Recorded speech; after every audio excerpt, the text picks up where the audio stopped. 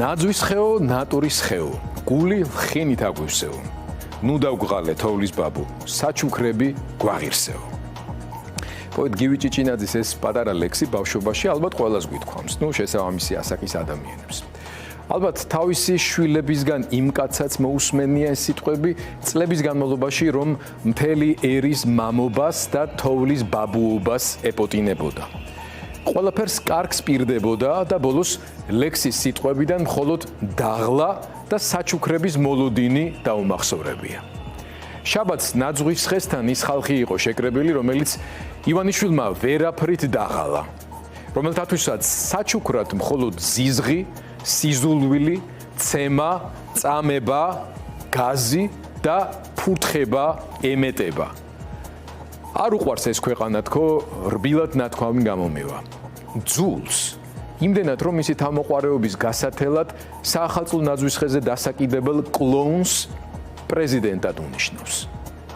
თავისიანებით ძულს, ადამიანებად, ღვთის სახედ და ხატად შექმნილ ღირსების მქონე მოაზროვნე არსებებად არ მიაჩნია. ასე რომ იყოს წინასწარ არ ეტყოდა დიდი პროვოკაცია და მსხვერპლი იგეგმება და ბავშვები და თქვენი შვილებითა და შვილიშვილებით მოდით. არც არავინ მივიდა. წლების განმავლობაში სასულიერო იერარქიის ნაწილის ჩუმი დასტურით ღმერთის ჩამნაცვლებელ კერპს ან არ ენდნენ, ან ენდნენ, რომ რაღაც საშნელება მოხდებოდა და მსხვერპლ შეწირვის დაანონსებულ რიტუალში მონაწილეობისთვის საკუთარი შვილები და შვილიშვილები ვერ და არ გაიმეტეს. ივანიშვილმა თავზე ხელაღებული პროვოკატორის ბლეფი ითამაშა და ჩიხში აღმოჩნდა. ეს რაუნდი წააგო, არა იმიტომ, რომ რამეზე წამსვლელი არაა. ცემაზე, წამებასა და მასშტაბურ სისასტიკეზე თქვა უარი, არა. დაინახა ხალხი, რომელსაც ამის არ ეშინია, ვერ დაინახა მის კერპ თაყვანისმცემლად ქცეული ხალხი, ვინც ამაზე ყველაფრის, ამ შემთხვევაში პირდაპირი გაგებით საკუთარი მომავლის ფასად გაყვება და გაჩერდა. უკან დაიხია. სუვერენული ქვეყნის პუტინისტურ დუგინისტური მოდელის მშენებლობას ეს ორი კომპონენტი ჭირდება. პირველი უტყვი მასა, რომელიც თავისუფლების ყველა ელემენტის წართმევას ეგუება და მეორე, მზად არის საკუთარი შვილებიც კი ტირანის მანიაკალურ ახირებებს შეწიროს, რაც ხდება ახლა რუსეთში. საქართველო ასეთი არ აღმოჩნდა. ტირანს ქეთს არ უხრის. ერთ ნაცემსა და ნაწამებზე, ერთ დაპატიმრებულზე 10 გამოდის, კიდევ უფრო მეტი ბრაზით და შეუპოვრობით. არც საზოგადოების ქოცებად მონათლული ნაწილი აღმოჩნდა პუტინისტი რუსის მსგავსი, რომელიც საკუთარ მომავალს პროვინციელი დიქტატორის სიგიჟის პროექტის საძირკველში ჩააყოლებს. ბიძინამ სხვა ყველაფერი მოაგვარა, სისტემურად, რაციონალიზმის პრინციპებით რაც მუშაობს. არჩევნები იქნება ეს ინსტიტუტები, პარტიები, ბიზნესები, მედიები, არასამთავრობოები, ყველაფერი გაანეიტრალა, ან ძალიან დაასუსტა. რადგან თვითონ სრული ირაციონალიზმის ფაზაშია გადასული და მისი ყოველი ნაბიჯი რაციონალიზმის ლოგიკიდან ამოვარდნილია. სისტემებს კი ირაციონალურად მოქმედება უბრალოდ არ შეუძლიათ. მან ირაციონალური ომი გამოუცხადა თავის ხალხს და ხალხის გარდა ყველა დაამარცხა.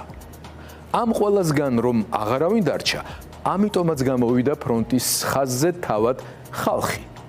ირაციონალურად, ქაოტურად მოქმედი და ამავე დროს ჰორიზონტალურ დონეზე თვითორგანიზებული საზოგადოება, რომელსაც ვერაფერს უხერხებს, ვერ აჩერებს, ვერ ანეიტრალებს.